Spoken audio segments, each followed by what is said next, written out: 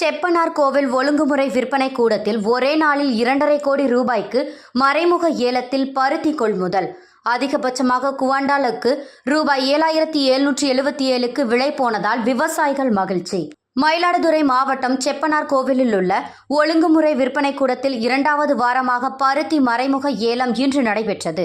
இந்த மறைமுக ஏலத்தில் பருத்தி குவிண்டால் ஒன்றிற்கு அதிகபட்ச விலையாக ரூபாய் 7,777க்கும் குறைந்தபட்ச விலையாக 6,569க்கும் சராசரியாக ரூபாய் 7,000க்கும் விலை போனது.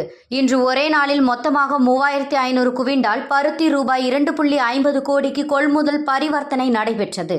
இந்த ஏலத்தில் 925 விவசாயிகள் கொண்டு வந்த பருத்தியை தேனி, கோவை, கொங்கணபுரம், பெரம்பலூர், விழுப்புரம், திருப்பூர், கும்பகோணம் உள்ளிட்ட ஊர்கள் மற்றும் கர்நாடகா, மகாராஷ்டிரா, ஆந்திரா, குஜராத் ஆகிய மாநிலங்களில் இருந்து 25 வியாபாரிகள், மில் அதிபர்கள் கொள்முதல் செய்தனர். நடப்பாண்டிற்கு டெல்டா மாவட்டங்களிலேயே செப்பனார் கோவில் ஒழுங்குமுறை விற்பனை கூடத்தில் அதிக விலைக்கு பருத்தி கொள்முதல் செய்யப்பட்டதால் விவசாயிகள் மகிழ்ச்சி அடைந்தனர்.